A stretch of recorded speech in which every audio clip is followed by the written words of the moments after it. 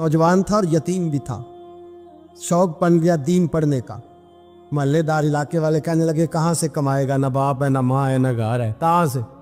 हजरत रूमी कहते हैं नौजवान ने जंगल में झोंपड़ी लगा ली।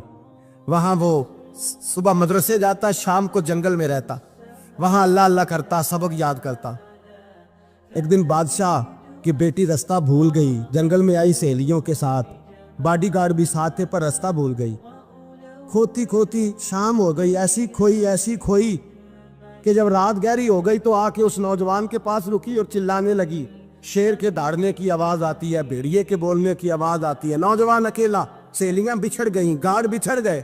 कहने लगी मैं परेशान हूँ, मुझे जगह मिल जाएगी। नौजवान कहता मैंने शहजादी देखी और मुझे भी पता था कि घर एक ही है और आग को अंदर से दरवाजा भी बंद करना पड़ता है, जंगल जानवर भी आ जाते हैं। कहते मेरी छोटी सी कुटिया में, झोंपड़ी में वो आई, रो के कहने लगी सहारा कोई नहीं, अगर मैं पीछे निकलूंगी तो भेड़िए खा जाएगा। कहते मैंने उसे जगह दे दी। अकेली औरत, चिराग जल रहा है, सबक याद कर रहा हूँ। मेरे नबी पाक ने फरमाया जहाँ मर्द औरत अकेले हो तीसरा शैतान होता है। और शहजादी, वो बच्चा कहता है सबक याद करता रहा सारी रात। वो बच्ची को कहा सो जा, पर वो कहती है नींद मुझे भी कहाँ आई। ऐसे मौक़ों पर नींद, सारी रात सबक याद करता। थोड़ी थोड़ी देर के बाद चिराग जलता तो उस पर उंगली रखता, हाथ जलता तो पीछे खींचने, फिर दूसरी उंगली रखता, थोड़ी देर के बाद जलता तो खींचने, हाथ सारा जल गया। सुबह किरणें चमकी तो कहने लगा चल निकल जा, दौड़ जा, बस बड़ा सब्र का इम्तिहान हो गया, चली जा। शहजादी बाहर निकली, सिपाही ढूंढ रहे थे। बादशाह खुद जंगल में निकला हुआ था, मेरी बेटी मिल गई। बादशाह तन्हाई में जाके कहने लगा बेटा मैं दुनिया को बताऊंगा कि मेरी बेटी खोई नहीं थी, सिपाही साथ ही थे। ये बड़ा मुश्किल होता है, बेटी तो भूल के भी रात कहीं रह पड़े तो लोग जीने नहीं देते, तो बेटा मुश्किल हो जाएगा मेरे लिए। कहाँ थी? उसने कहा नेक नौजवान के पास। उसने कहा बेटा मैं तो तेरी बात मानूंगा पर दुनिया नहीं मानेगी।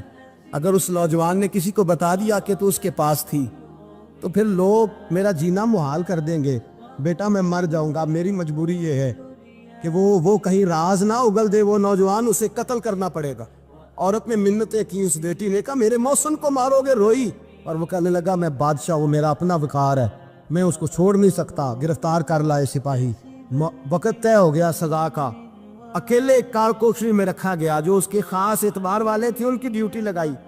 बादशाह ने बुलाया, पहले बिलम आया। औरत कहने लगी, बेटी कहने लगी एक दफा तो बुलाओ ना, एक सवाल बस पर्दे में रह के पूछना है और फिर जो आपका जी चाहे मेरे मौसम को मारना तो है, तो मर्जी आपकी। सामने खड़ा किया, नौजवान पर्दे के पीछे, औरत खड़ी हो गई। बादशाह बीच बैठ गया। बीबी कहने लगी सारी रात बेदार मैं भी रही, सोया तू भी नहीं। वो जो तू चिराग के करीब हाथ लगा के जलाता था वो समझ नहीं आई। नौजवान रो पड़ा, कहने लगा क्या करूं, मैंने रसूलुल्लाह का दीन पढ़ा है, क्या करूं, मैंने हुजूर का दीन पढ़ा है। मैंने पढ़ा है कि जानी को सबसे नीचे दोज़ख के सबसे निचले दर्जे में जलाया जाए, उसे जहन्नमियों का पीप और रेशा पिलाया जाए, कंद खिलाया जाए। ये रवायतें पड़ी हुई थी। थोड़ी थोड़ी देर के बाद शैतान मुझे कहता था बदकारी कर ले। मैं अपना हाथ उसी वक्त जब शैतान मशवरा देता तो मैं आग पे करता। मैं कहता अगर ये बर्दाश्त हो गई तो वो भी हो जाएगी। जब हाथ जलता तो मैं समझ जाता नहीं तुझसे तो ये नहीं बर्दाश्त होती तो वो कैसे होगी। फिर मुझे शैतान मशवरा देता कोई देख नहीं रहा, तो बुलाने नहीं गया, खुद आई, मैं दूसरी उंगली लगा देता। मैंने हाथ जलाया और मैं समझ गया जब छोटे से चिराग की इतनी सी शमा की आग नहीं बर्दाश्त होती तो दोज़ख कैसे बर्दाश्त होगी। कहता मैं बाज आया। बादशाह ने ये कहानी सुनी, लफ्ज सुने तो चीख मार के रोया। कहने लगा तालिब इल्म तू तो मेरे नबी का सच्चा गुलाम है, और मेरे रसूल के जो सच्चे गुलाम होते हैं उन्हें फांसियां नहीं दी जाती, उन्हें तख्त पर बिठाया जाता है। अब तुझे सजा नहीं होगी बल्कि मैं अपनी बेटी का निकाह तेरे साथ करूंगा और मेरे बाद इस सल्तनत का बादशाह भी तू ही बनेगा। अब वो नौजवान वहां नारे लगा रहा है, कहता लोगों तुम मुझे कहते थे दीन से क्या मिलता है, दीन से तो अल्लाह तख्त व ताज भी अता फरमा देता है। अगर नौजवान शर्मो हया वाले बन के रहे अल्लाह सारी इज्जतें दे देगा। देखे ना अल्लाह के फजल से इज्जत मिलती है, और जब कोई इज्जतदारों जैसा काम ही ना करे। एक बात और अर्ज करनी है पर वक्त थोड़ा रह गया। जवानों मैं ना जब कभी परेशान होता हूँ ना तो मैं ये वाली बात खोल के पढ़ता हूँ वाला, ये बात ढारस बनाती है। ढारस توانائی دیتی ہے, پورا مضمون باندھا ہے. اعلیٰ حضرت کہتے ہیں بہروپیہ تھا, مداری, روپ بدل بدل کے دکھایا کرتا تھا, بادشاہوں سے انعام لیتا تھا. ایک دن اورنگزیب عالمگیر کے پاس آ گیا, کہنے لگا میں روپ بدلوں گا, اگر آپ پہچان نہ سکے تو میں انعام لوں گا. آپ نے فرمایا میں کوئی ایسے ویسا بادشاہ نہیں, کہا مجھے دھوکہ دینا مشکل ہے. کہا نہیں میں روپ بدلوں گا. حضرت اورنگزیب عالمگیر بڑے نیک بادشاہ گزرے, بڑے پرہیزگار. وہ بہروپیہ کہنے لگا میں روپ بدلوں گا, آپ نہیں پہچان سکیں گے. فرمایا چل جتنا تیرے اندر زور ہے لگا لے. حضرت نے اعلان کیا کہ میں نے فوجی بھرتی کر دیں, 2 ماہ کے بعد ٹیسٹ ہوگا. وہ 2 مہینے دوڑتا رہا, رنگ روپ بناتا رہا, آیا ٹیسٹ دینے, 2-3 سپاہیوں کا امتحان لیا. اس کی باری آئی تو 10 روپے دیے, کہنے لگے تیرے آنے جانے کا کرایہ میں نے تجھے پہچان لیا ہے. کچھ دنوں کے بعد جانے لگے سفر پر, تو بھکاری آ گئے خیرات مانگنے. اس نے بھی سارے منہ پر سیاہی مال لی, کپڑے پھاڑ لیے, سر کے بال مڈا لیے, پگے تک کٹا لی, بدرنگ ہو کے آیا. کاسا آگے کیا تو حضرت نے 10 روپے ڈالے, کہنے لگے تیرے آنے جانے کا کرایہ میں نے پہچان لیا ہے. کچھ دن گزرے تو ٹیچر کی ضرورت تھی. اس نے مونچھیں بڑی کر لی, داڑھی نکلی لگا لی, سر پہ جنا کیپ پہن لی, ایک شیروانی لے لی اور ہاتھ میں چھڑی پکڑ کے آیا. کہنے لگا میں استاد ہوں, 2-4 بندوں کا امتحان لیا. اس کی باری آئی تو 5 روپے دیے, 10 روپے دیے, کہا تیرا کرایہ میں نے پہچان لیا. 2 سال گزر گئے. وہ جب بھی آتا حضرت پہچان لیتے. ایک دن سفر پہ جا رہے تھے, بہت بڑا لشکر تھا, جہاد کرنے جا رہے تھے اورنگزیب عالمگیر. تو دیکھا ایک پہاڑی ہے, پہاڑی پہ لوگ جا بھی رہے ہیں آ بھی رہے. اورنگزیب عالمگیر پوچھنے لگے یہاں کیا ہے؟ کہنے لگے بابا جی بیٹھے ہیں دعا کرتے ہیں, اللہ کے نیک بندے ہیں.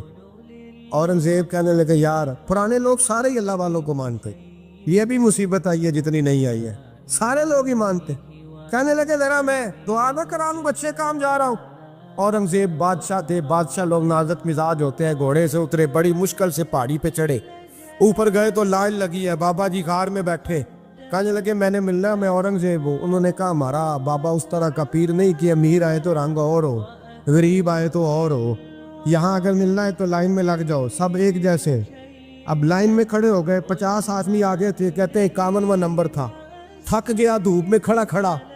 جب میں پہنچا غار کے دہانے تو میں نے بابا جی کے چہرے پہ نظر ڈالی تو بڑا نورانی چہرہ, بڑی خوبصورت لب و لہجہ. میں نے کہا میرے جیسا آدمی بھی پگڑی باندھ لے تو اچھا لگنے لگ جاتا ہے, بڑا خوبصورت انداز. کہتے ہیں میں ان کے پاس اتحیات کی حالت میں بیٹھ گیا. میں نے کہا حضور میں جا رہا ہوں جہاد کرنے, دعا کرنا. بزرگوں نے ہاتھ اٹھائے, اللہ اس کی مدد فرما, دین کو غلبہ عطا فرما, اسے دین کا سچا پکا سپاہی بنا. پھر تھپکی دی, 2-4 نصیحتیں نکال ڈالی. دیکھنا ظلم نہ کرنا, زیادتی نہ کرنا, جب تم جیت کر نہ کرنا, غرور نہ کرنا, نصیحتیں بھی کر دی. کہتے ہیں اب جب میں اٹھا تو 2-4 دینار بطور نذرانہ مسلح کے نیچے رکھے, اور الٹے قدم جب میں غار سے اترا انہوں نے رومال جھاڑا اور اٹھ کے کھڑے ہو گئے. کہنے لگے آج نہیں تو نے پہچانا, آج نہیں تو نے پہچانا, میرا انعام بنتا ہے, آج نہیں پہچانا, لا پیسے. اورنگزیب کہنے لگا یار تو نے حد کر دی, کہاں چڑھا کہاں کھڑا رہا, دھوپ میں تھک گیا, کمال کر دی بھائی تو نے. پتا تو کیا لے گا, اب تو دیکھ جلدی بتا, وہ کتنے لوگ پیچھے دھوپ میں کھڑے ہیں, لشکر سارا کھڑا ہے, کیا لے گا؟ اس نے کہا سب سے قیمتی ہیرے وہ ہے جو تیرے سر کے تاج میں لگے ہوئے, مجھے تیرا تاج چاہیے. او بھائیو سننا اور یاد رکھنا, میرے اعلیٰ حضرت کہتے ہیں بادشاہ نے سر کے اوپر سے تاج اتارا, بہروپیے کے قدموں میں رکھا اور کہنے لگے یہ لے, اور یہ تو تیرا مانگنے پر میں نے دیا ہے نا, میں واپس آتا ہوں تو آنا میں اپنی مرضی سے بھی تجھے دوں گا. تو نے اورنگزیب جیسے بندے کو دھوکہ دیا, آنا میں اس وقت بھی دوں گا.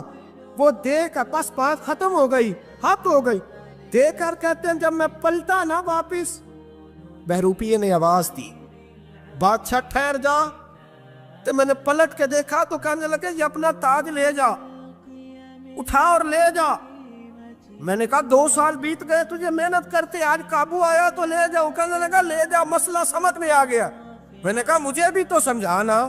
کہتے ہیں وہ پھوٹ پھوٹ کے رویا, اس کی آنکھیں برس پڑی, سیلاب کی طرح آنسو بہہ نکلے, تڑپا اور رو کے کہنے لگا بادشاہ میں نے جھوٹ موٹ رسول اللہ کی غلامی اختیار کی تھی, جھوٹ موٹ کی داڑھی, جھوٹ موٹ کی پگڑی, جھوٹ موٹ کا فقر, میں نے جھوٹ موٹ نبی پاک کا لباس پہنا ہے, تو تیرے جیسے بادشاہوں کے تاج میرے قدموں میں آ گئے ہیں. अगर मैं सचमुच रसूलुल्लाह का गुलाम बनूंगा तो अल्लाह क्या कुछ अता फरमाए, अल्लाह कितनी नेमतों से नवाजे। मेरे आला क्या फरमाते हैं, आला हज़रत फरमाते हैं फरिश्ते भी करते हैं ताज़ीम मेरी। कौन जी?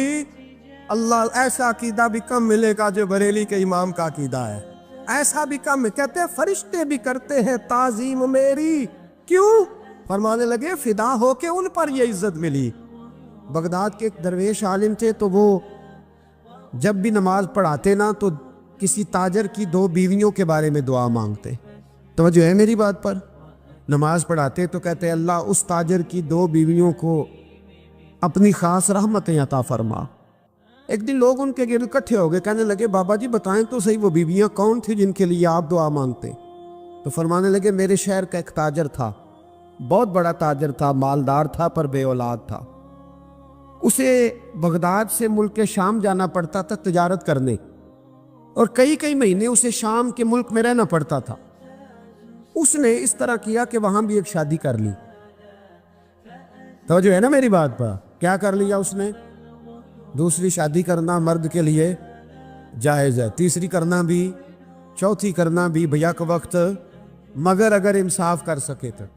अगर चारों में हम ना आधा मसला सुनते हैं और आधा ही बयान करते हैं, अगर इंसाफ ना कर सके फिर उसके लिए 4 जायज़, फिर वो एक ही रखेगा।